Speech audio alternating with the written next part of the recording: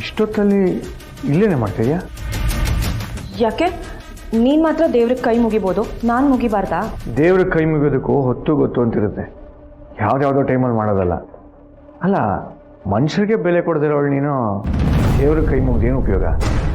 ನಾನು ನಿನ್ನಂಥ ಮನುಷ್ಯರಿಗೆ ಬೆಲೆ ಕೊಡದೇ ಇರ್ಬೋದು, ಆದರೆ ನನ್ನಲ್ಲೂ ಅದೊಂದು ಭಯ ಅಂತ ಇರುತ್ತೆ. ನಿನಗೆ ಈ ಮನೇಲಿ ಭಯನಾ? ಇದೇನು ಹೊಸ ನಾಟಕ ಶುರು ಮಾಡಿದ್ಯಾ? ಅದಕ್ಕೆ ದೇವ್ರ ಮನೇಲಿ ಏನ್ ಮಾಡ್ತಾ ಇದ್ರು ಅಂತ ನಾವ್ ಹೇಳ್ತೀವಿ.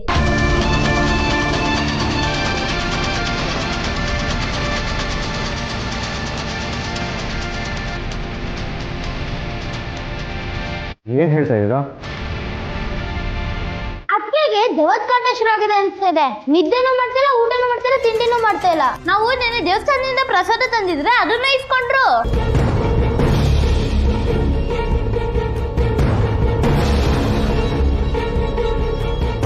ಏನ್ ಹೇಳ್ತಾ ಇದ್ದೀರಾ? ಇಲ್ಲಿ ದೆವ್ವದ ಕಾಟ ಶುರು ಆಗಿದ್ಯಾ? ಮೊನ್ನೆ ನಾವು ಇಲ್ಲಿ ಮಲಗಿದ್ವಲ್ಲ, ನಮಗೂ ಮೋಹಿನಿ ಕೂಗೋ ಸೌಂಡ್ ಕೇಳಿಸ್ತಾ ಇತ್ತು. ಅದಕ್ಕೆ ಇಷ್ಟೊತ್ನಲ್ಲಿ ದೇವ್ರ ಕೈ ಮುಗಿಯಕ್ ಬಂದಿದ್ದಾರೆ ಅನ್ಸುತ್ತೆ. ಮನೇಲಿ ಈ ಬಿಳಿ ಮೋಹಿನಿ ಇರ್ಬೇಕಾದ್ರೆ ಇಲ್ಲಿ ಯಾವ ಮೋಹಿನಿ ಬರುತ್ತೋ? ಅದೆಲ್ಲ ನಮಗ್ ಗೊತ್ತಿಲ್ಲ ಅಣ್ಣ. ಹೌದು, ಮೋಹಿನಿ ನೋಡಕ್ ಹೇಗಿತ್ತು? ಅದು ಮೋಹಿನಿನೇ ಅಂತ ನಿಮ್ಗೆ ಗೊತ್ತು?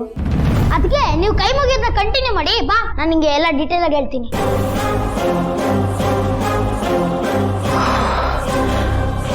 Just miss, ಬಚಾವಾದ.